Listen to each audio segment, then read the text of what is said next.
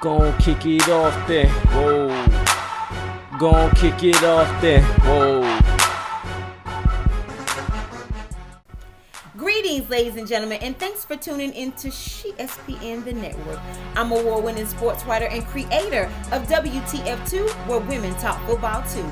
I'm also the author of When Football Season Turns You Into His Side Chick, the ultimate survival guide for relationships and households during football season. And my book is available right now on Amazon.com, and I'd appreciate if you go out and make your purchase for your copies, and I thank you in advance. My name is Latasha Miles, aka Joan Madden, the Gridiron Goddess, and you're tuned into the third installment of The Milestone. And on Wednesday, March the 9th, it's one of my favorite parts of the NFL season.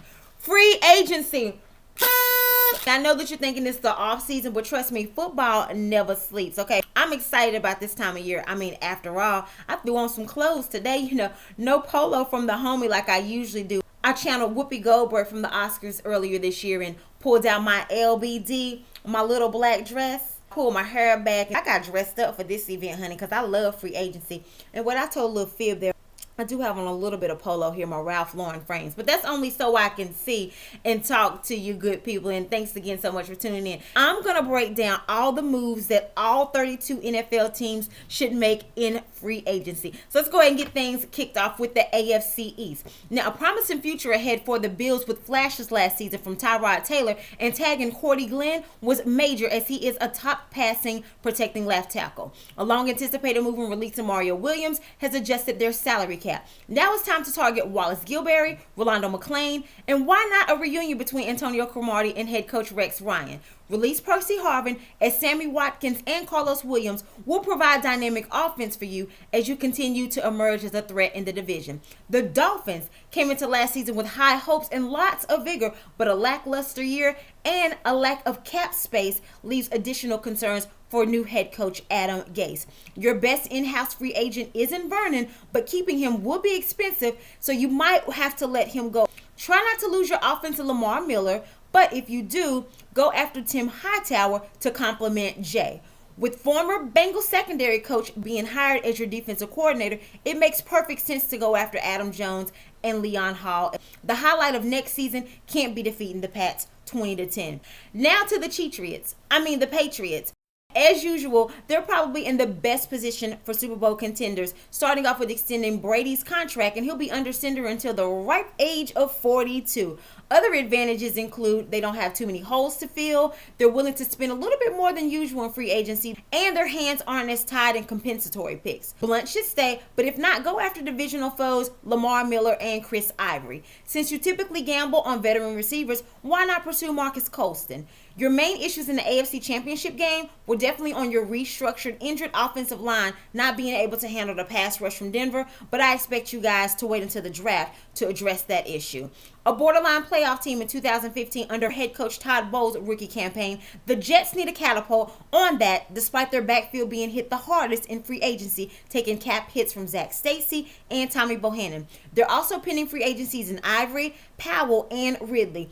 Because Bowles wants depth at running back and they're rebuilding from the ground up, look for the Jets to market Doug Martin, Lamar Miller, Alfred Morris, Reggie Bush, James Starks, Matt Forte, and Blunt, and I wouldn't be surprised if they draft backs as well. Now on to the North. An uncharacteristic failure to appear in the postseason during the Flacco and Harbaugh era, the Ravens look to rebound this season and return to their dominance in the AFC. They got off to a quick start by providing kicker Justin Tucker with the franchise tag. You might think that's unusual, but with that leg and that range and the questionable offense from Baltimore last season, due was the extent of their points. They also re-signed versatile linebacker and coach's favorite, Albert McClellan. It's not the typical style for Baltimore to go after big names in free agency, but they may want to target Brandon Boykin since their secondary has had issues for years. Give more opportunities to Za'Darius Smith, and maybe even do some restructuring with Courtney Upshaw's contract, because sweeping the Steelers cannot be the repeating highlight of your 2016 campaign. Now the Bengals, they need to sign some discipline in free agency, but since it's not available, let's check on their other options. Keep your secondary intact, even though you might have to let go of Adam Jones. Now, he still plays well, but he'll be 33 in September. He's costly, and your first-round pick, Denard, can step up. Re-sign Leon Hall and Marvin Jones. And although there's not many holes for you guys to fill, you must address the defensive tackle position and perhaps look into Terrence Knighton. You can let go of Andre Smith, Mohamed Sanu, and your lack of discipline effective March 9th. Another rough season for Cleveland in 2015, another coaching change, off-season spectacle, and Alex Mack voiding his contract get things off to a rocky start for Hugh Jackson. But hopefully some smart moves in free agency can provide a glimmer of hope. You head into free agency with a little bit over $20 million in cap space, so make some splashes. Re-sign Mitchell Schwartz, coming off an impressive season at right tackle, as he only allowed 11 quarterback knockdowns. He was a solid run blocker, and he's only 26. And even though you didn't franchise tag Gibson, you still need to re-sign him because despite his injuries, his coverage was on point. And bring back Craig Robertson, even if for depth only. Target LeGarrette Blount, and with your usual fate of a top 5 draft pick, hopefully a better season is on the horizon for you guys in 2016. Now, despite key injuries, retirements, and the loss of Dick LeBeau, Pittsburgh had an improbable and decent season, but that's not enough for the blue-collar team. In free agency, it's imperative to concentrate on the O-line and the secondary, so re-signing Beachum and Foster are a must, along with Boykin and Will Allen. William Gay can be dismissed, but also target Eric Weddle and divisional nemesis Adam Jones.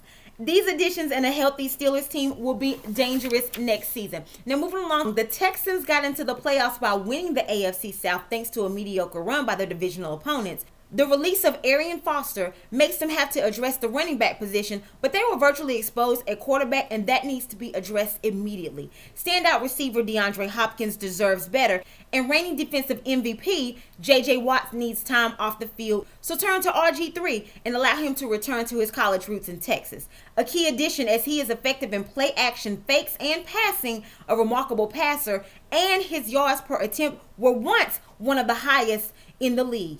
If not Griffin, then perhaps re-signing Weeding isn't a bad option. It may work because he's already familiar with your system. You'll get him for cheap.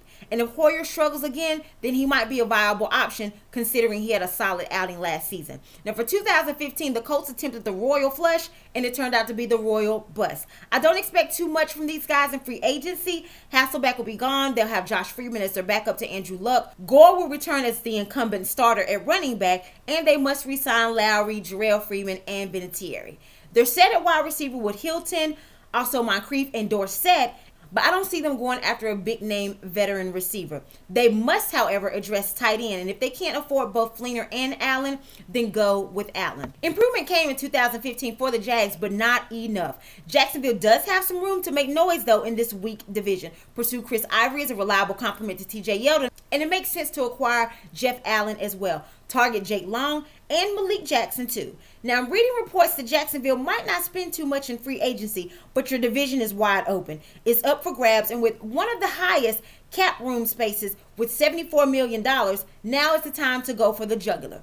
In Tennessee, Mariota's second season is on deck, and there needs to be some vital pieces to surround him in order for him to avoid a sophomore slump. There were issues, lots of issues on your O-line. Poor snaps, Mariota being rushed to having to throw off his back foot, and injuries, but essentially his O-line failed him. So, go after Mitchell Schwartz, as he only allowed 3 sacks last season. The Titans' right tackles gave up a combined 12 sacks. Moving along to the AFC West, it's a no-brainer that Von Miller is re-signed, and the Super Bowl MVP has every right to make his demands and name his price. But because Denver has too many players and not enough money, they're likely to be a net loser in free agency. Retaining Osweiler is crucial, as well as Malik Jackson, but he'll look for big money. If you can't work out a deal with him, then go with Danny Trevathan as your plan B.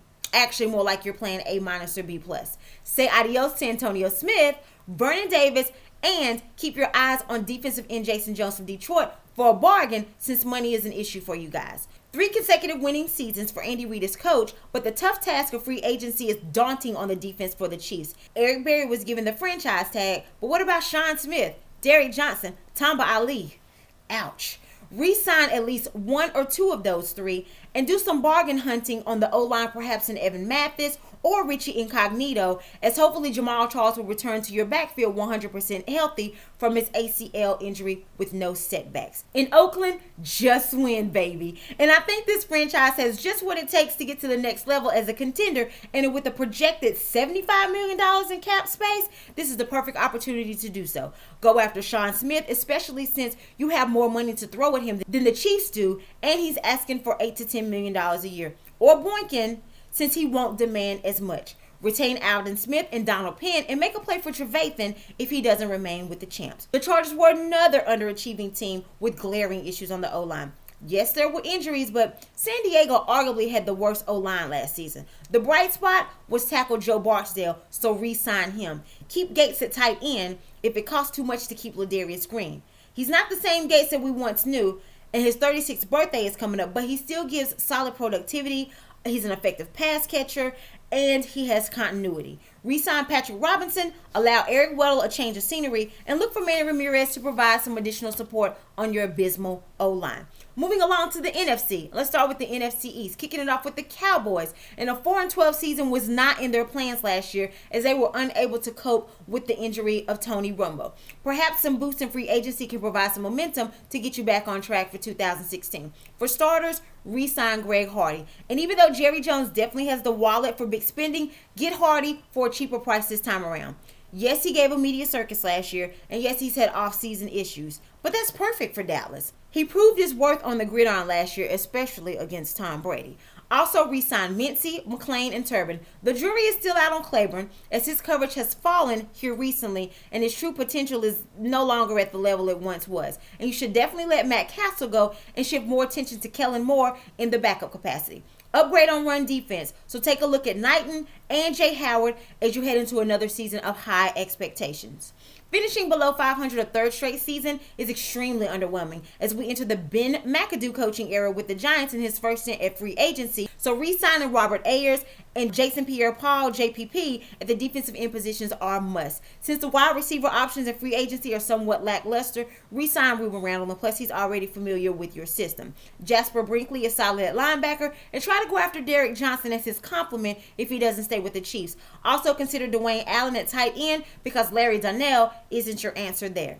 Chip Kelly out, Doug Peterson in, and Sam Bradford in as Philly addressed that significant position in free agency already. They've also been active in extending and re-signing players such as Selleck, Curry, Ertz, and Lance Johnson, but they still need to do some seeking outside of the organization. At safety, if you don't re-sign Walter Thurman, reach out to George Iloka, like many other teams that need a safety, and as a result, that might cost you a little bit more. And also go after guard Kelechi Osemele. It was a smart move to release Riley Cooper, but with poor production from your wide receivers last season, target Marvin Jones since it's highly unlikely that Alshon Jeffrey will leave Chicago. We saw signs of progress last season for the Redskins, and with the franchise tag set on Kirk Cousins, it would be nice if you could go get Greg Williams again as your DC in DC, but moving along to the field, re-sign Knighton. Although not really a standout, he gave you solid productivity, especially against the run. Re-sign Mason Foster and take Keenan Robinson out of the equation. You should target big names like Mario Williams, Weddle, and if you don't re-sign Knighton, go after Haloti Ngata.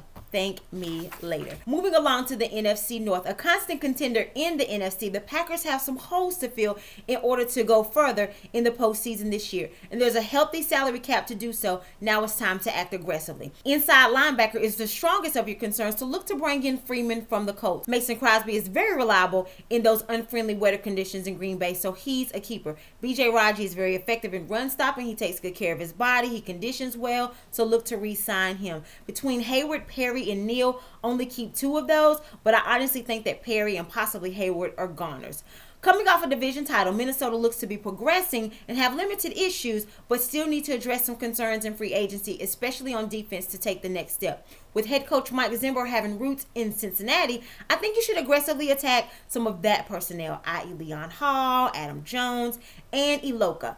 The bonus there is the feelings are mutual between Iloka and Minnesota, but it could be a costly addition because he's so sought after. You can also upgrade significantly at left tackle, and with the Bills putting the tag on Glenn, look into Kelvin Beachum as your next best option.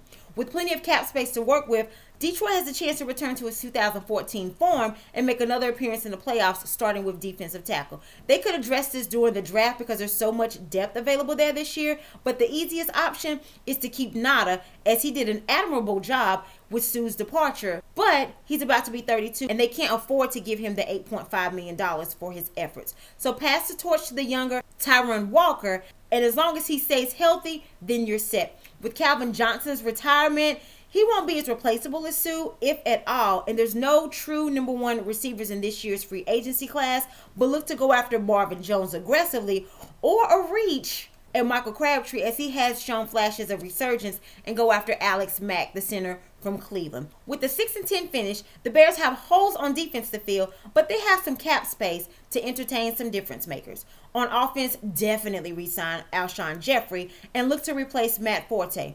Also re-sign Jacquez Rogers and Zach Miller. Coach John Fox has a defensive background, so you might want to load up externally on defense. Go after Adam Jones, Malik Jackson, Damon Harrison, and or Derek Johnson. Your younger options should include Trevathan and Freeman from the Colts. In the NFC South, the Bucs want and need to surround Jameis Winston with the right pieces, but your defense needs some help too. And with the projected $50 million in cap space, keep Doug Martin. He will want a raise, but he was very important to Winston last season. It'd be great to have some consistency for the young quarterback. Now, I know Sims had his moments, but re-sign Martin too. And keep Moore as well. Maybe let Chris Conte go. His best years were under Lovie Smith while they were both in Chicago and while they were both in Tampa. So now that there's no Lovie, then no Conte. Target Olivier Vernon and Walter Thurman on your defense. Despite having some salary cap hurdles, don't expect the Saints to just sit on the sidelines during free agency. They used their magic last year with those same hurdles and were able to re-sign Ingram, add Spiller, and Browner. But Browner was disastrous this season, so he must walk. And since you really can't afford Sean Smith, turn your focus to acquiring Leon Hall or Patrick Robinson or Hayward. And maybe looking to acquiring Dwight Freeney and Adrian Claiborne because you can afford them and they will help out with your typical porous defense. Another underachieving season for the Falcons, but they did take some steps in the right direction under Dan Quinn's first season as head coach. Now, you have to be careful because you have 18 free agents and Jacksonville could be targeting some and you might lose Chris Chester to them. So counterattack by looking into Jeff Allen. Speaking of Allen, you might want to target Dwayne Allen as a better tight end option than Jacob Tammy. And look into Roland McClain as you need a serious upgraded linebacker, and re-signing Ryan Schrader is a must. Hey Panthers, you want to be on the opposite side of that Super Bowl appearance that you had next year? Well, prioritizing Josh Norman was a start. He better not have even smelled free agency. As a matter of fact, he better not have even smelled what The Rock was cooking. Okay? Now look, you don't have a lot of cap space, but you definitely want to re-sign Tolbert and a seasoned Harper.